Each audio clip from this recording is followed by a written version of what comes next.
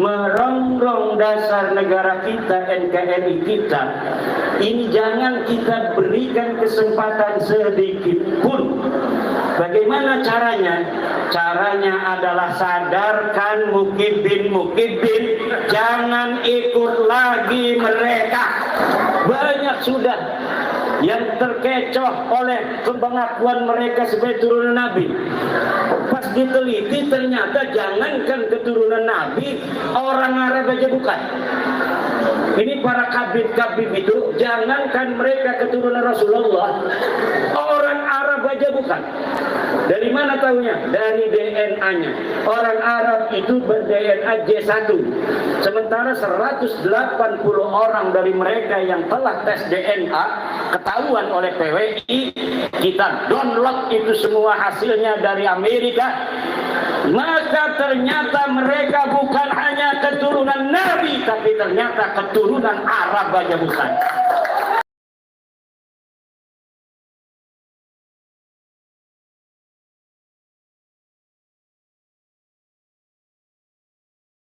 Dilakukan oleh negara ini banyak, tetapi ada beberapa hal yang bisa dilakukan oleh kita sebagai warga negara untuk membantu negara. Di antaranya adalah melawan orang-orang yang ada di internal bangsa kita yang ingin mengganti dasar negara kita, Pancasila. Kita tidak akan berikan satu celah pun bagi mereka untuk mengadu domba anak-anak Indonesia meninggalkan Pancasila, Undang-Undang Dasar 45. Kadang-kadang mereka mengemasnya dengan frame-frame agama yang sangat bisa menarik banyak orang karena mereka menjual kebenaran agama untuk kepentingan politik praktis mereka. Dan inilah juga yang dilakukan oleh musuh-musuh negara kita yang melihat sumber daya alam kita begitu kaya raya. Kiwong Indramayu ki kaya raya ini. Makanya ada orang-orang yang ingin mencaplok negara kesatuan Republik Indonesia. Sumber daya energi kita ini kalau kita kelola cukup untuk anak cucu kita, bahkan mungkin sampai 100 turunan yang akan datang. Sumber daya alam kita dari sektor pangan, sawah-sawah yang dulu oleh para sultan dan raja-raja telah dibikin sawah-sawah untuk ketahanan pangan kita, dijual oleh orang-orang kemudian untuk hal-hal yang selain pangan, kemudian ketahanan pangan kita menjadi goyah. Ini yang harus dipikirkan oleh negara kita. Biarkan itu dipikirkan oleh negara kita, beli sawah aja nggak punya duitnya. Udah, kita yang bisa kita lakukan adalah memberi kesadaran kepada bangsa Indonesia. Jangan mau terperdaya oleh orang-orang yang menjual agama untuk kepentingan politik. Suriah menjadi contoh nyata bagaimana hari ini dengan adu domba antar penduduk Suriah. Keadaan Suriah sekarang chaos, kacau balau. Mereka memuntahkan peluru untuk saudara-saudara mereka sendiri. Presidennya diturunkan, akhirnya negara asing Israel masuk ke dalam negara Suriah. Mau tidak Indonesia ini dikuasai oleh orang asing? Maka itu petoak-petoak yang selalu ingin mengganggu dasar negara kita, merongrong dasar negara kita, NKRI kita, ini jangan kita berikan kesempatan sedikit pun. Bagaimana caranya? Caranya adalah sadarkan mukibin, jangan ikut lagi mereka. Mereka bukan hanya menjual agama, tapi juga menjual Rasulullah. Mereka mengaku sebagai keturunan Rasulullah untuk apa? Untuk menjaring para mukibin itu agar hilang kesadaran kritisnya terhadap nilai-nilai kebangsaannya.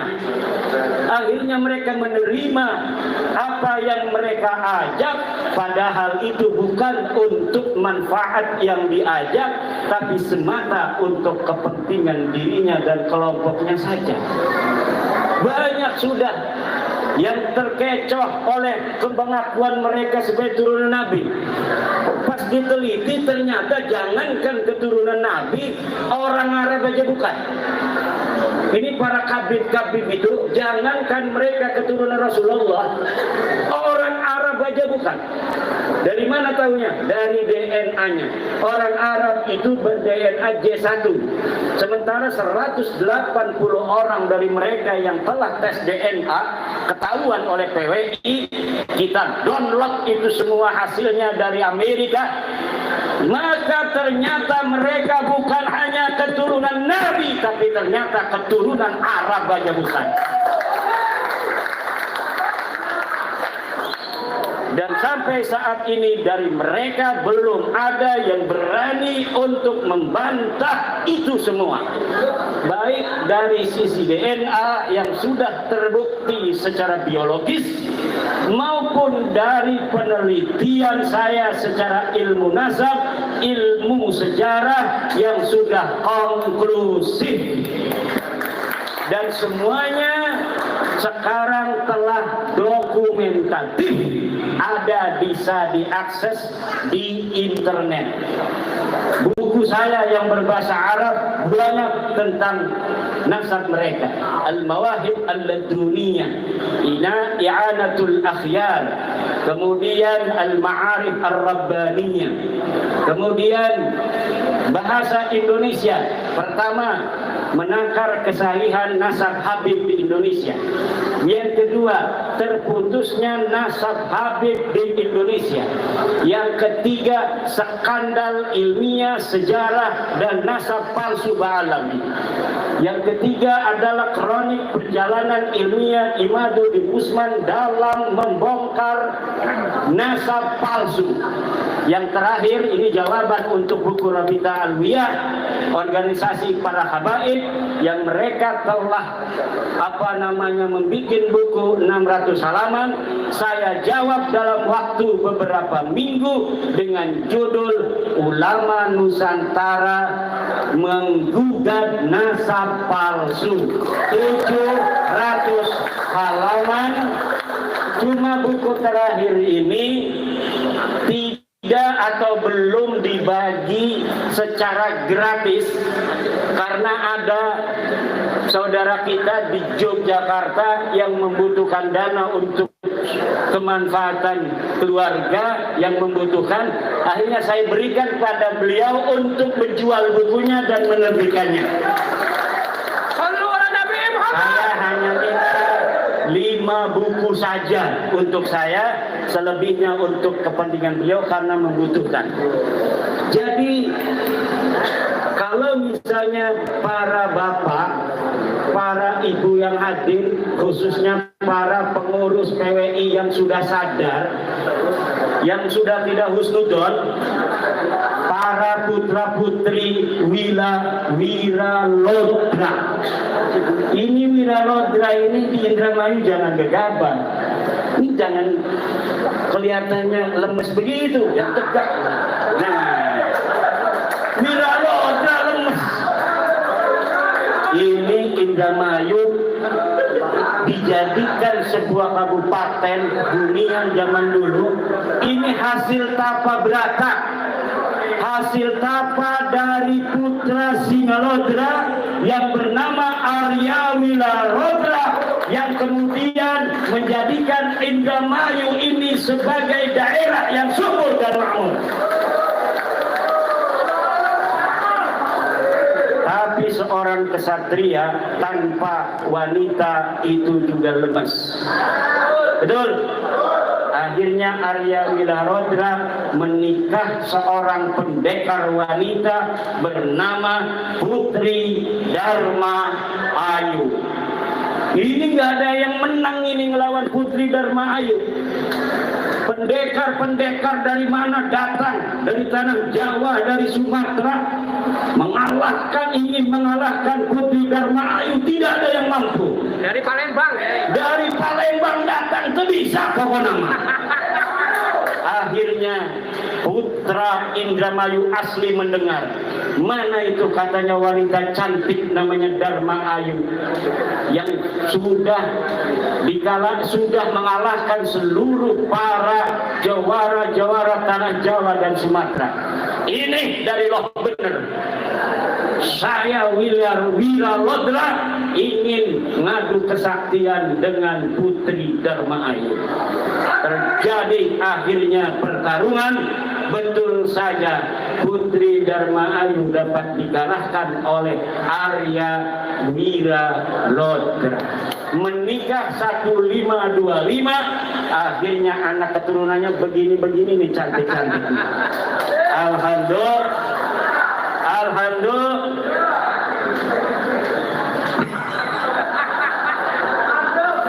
Ini belum ngopi semua yang jaga saya ini. Waduh.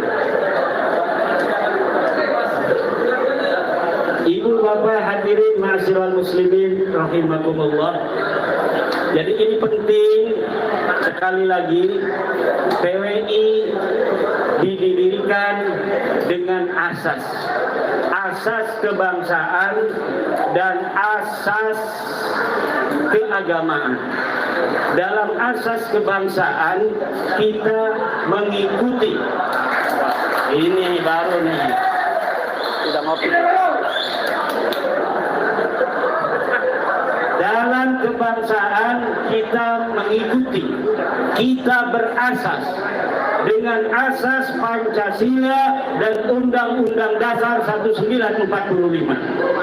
Di dalam keagamaan kita berakidah ahli sunnah wal jamaah an-nahdiyah. Apa artinya an-nahdiyah?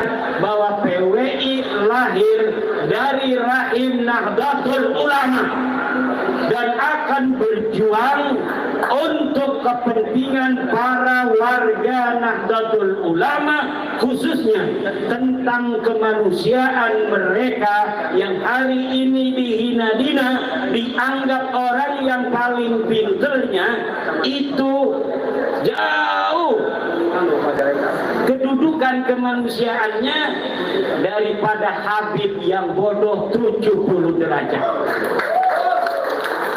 Ini adalah penghinaan kemanusiaan, tidak sesuai dengan Pancasila sila kedua, kemanusiaan yang adil dan beradab. Udah manasabnya palsu, betul? Udah manasabnya palsu, nganggap orang lain lebih rendah 70 derajat. Yang dianggap lebih rendah itu adalah orang yang paling mulia, yaitu para kiai dan para ulama. Sejarah-sejarah dipalsukan, katanya Sunan Gunung Jati itu bin Yahya, katanya Pangeran Diponegoro bin Yahya, katanya apa namanya itu Sumodiningrat juga bin Yahya, Sultan Hasanuddin Banten katanya bin Yahya.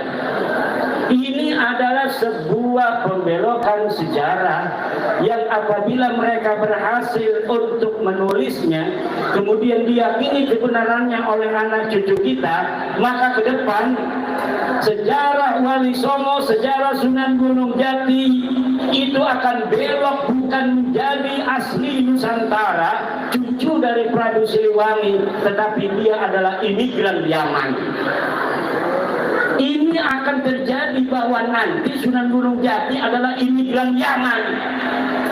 Akhirnya kemuliaan akan diberikan kepada orang-orang Yaman, sementara orang Sunda, orang Jawa, orang Indramayu kebagian apa-apa, tidak kebagian apa-apa. Dalam kemuliaan di masa yang akan datang, kuburan dibikin palsu. Wali Songo datang 1500, mereka bikin makam bohongan diberi tahun 1300. Artinya apa? Artinya bahwa mereka ingin merebut siapa orang yang menyebarkan agama Islam di Nusantara. Dari keaslian sejarah para wali songo, mereka ingin rebut agar Islam ini diyakini dalam sejarah, disebarkan oleh orang-orang Tarim. Mereka juga membuat narasi bahwa Indonesia bintu Tarim, Indonesia adalah putrinya Tarim. Tarim itu apa? Sama Indramayu aja gak ada apa-apanya, apalagi sama Indonesia. Dibandingkan Indramayu aja Tarim itu tidak apa-apanya, apalagi dibandingkan Indonesia. Dia katakan Indonesia bintu Tarim apa-apaan. Berapa PAD-nya dia? Berapa pendapatan asli daerah Tarim? Berapa jumlah penduduk Tarim? Di bawah 1 juta. Jangankan untuk dia lebih mulia dari Indramayu, mungkin dari Loh Bener aja lebih mulia Loh Bener.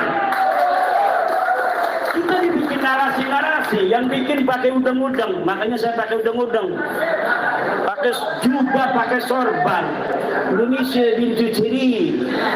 Ada lagi kabid yang mengatakan saya bertemu dengan kiai paling sepuh di Jawa Barat. Lalu dia mengatakan dia bermimpi dengan Prabu Siliwangi, dan Prabu Siliwangi mengatakan Jawa Barat ini milik NTB, katanya. Ini narasi-narasi dusta begini, walaupun kelihatannya sepele, kalau diulang-ulang terus, kemudian diyakini, maka ini akan dianggap sebuah kebenaran.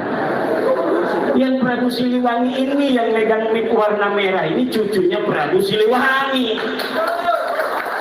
Orangnya jelas, wajahnya wajah orang Sunda, wajahnya wajah orang Indramayu ini.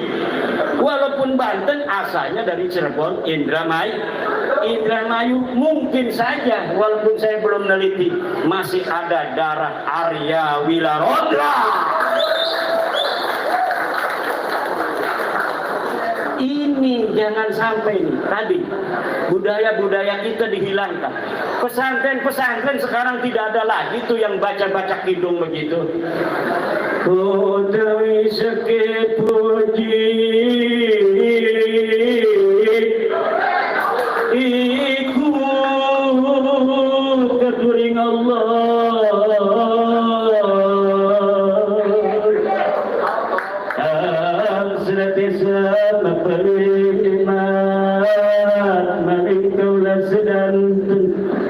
Salawat sinarang salam kehatur mari Gusti junjungan kanjeng Nabi besar Muhammad sallallahu alaihi wasallam. Dulu kita sering mendengar begitu, betul apa tidak?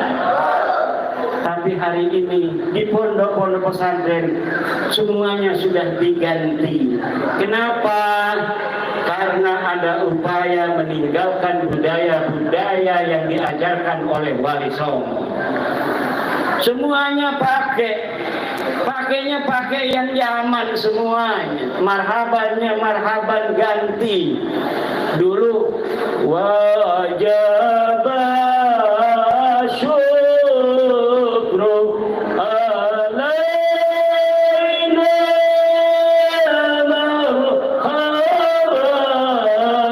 ya yauma marhaban ya yauma marhaban ya yauma marhaban. Sekarang diganti semuanya. Untuk apa? Agar ada sebuah kebenaran bahwa Islam diturunkan bukan oleh Wali Songo, tetapi oleh orang-orang Yaman. Na'udzu